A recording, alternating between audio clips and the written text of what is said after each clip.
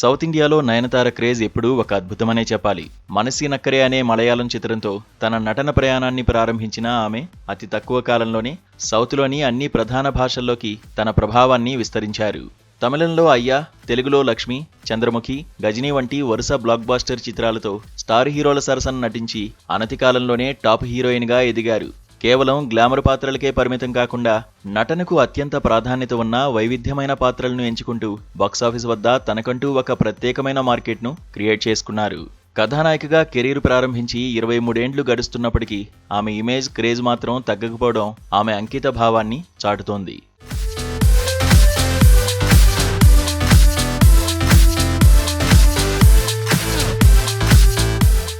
ప్రస్తుతం తెలుగు, తమిళం, కన్నడ, మలయాళ భాషల్లో నయనతార ఎంతో బిజీగా వరుస చిత్రాలు చేస్తూ తన సత్తా చాటుతున్నారు.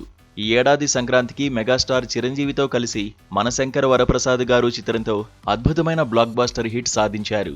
ఇక కన్నడలో రాకింగ్ స్టార్ యష్ హీరోగా తెరకెక్కుతున్న టాక్సిక్ చిత్రంతో పాటు బాలీవుడ్లో స్టార్ హీరో సల్మాన్ ఖాన్తో కలిసి మరో భారీ చిత్రంలో నటిస్తూ తన పాన్ ఇండియా ప్రయాణాన్ని మరింత విస్తరిస్తున్నారు. ఇక ఒక్కో సినిమాకు ఏకంగా 15 కోట్ల రూపాయల వరకు రెమ్యునరేషన్ అందుకుంటూ అత్యధిక పారితోషికం తీసుకునే అగ్ర హీరోయిన్గా రికార్డు సృష్టిస్తున్నారు. సినీ రంగంలో నటిగా తిరుగులేని విజయాలను అందుకుంటూనే వ్యక్తిగత జీవితంలోనూ నయనతార ఎన్నో ఉన్నత మైలురాళ్లను అధిగమిస్తున్నారు. తాజాగా ఆమె చెన్నైలోని అత్యంత ప్రతిష్టాత్మకమైన పోయస్ గార్డెన్ ప్రాంతంలో ఏకంగా 40 కోట్ల రూపాయల ఖరీదైన విలాసవంతమైన విల్లాను కొనుగోలు చేసినట్లు తెలుస్తోంది.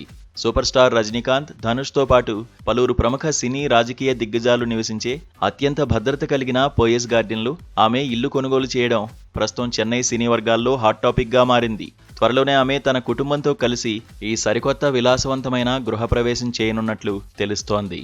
అయితే దీనిపై నయనతార నుంచి లేదా ఆమె టీం నుంచి ఎలాంటి అధికారిక ప్రకటన రాలేదు. దశాబ్దాలు గడుస్తున్న చెక్కు చెదరని క్రేజ్తో అత్యధిక పారితోషికం పొందుతూ ఖరీదైన జీవనశైలితో నయనతార నిజమైన లేడీ సూపర్ స్టార్గా తన సామ్రాజ్యాన్ని ఏలుతున్నారు.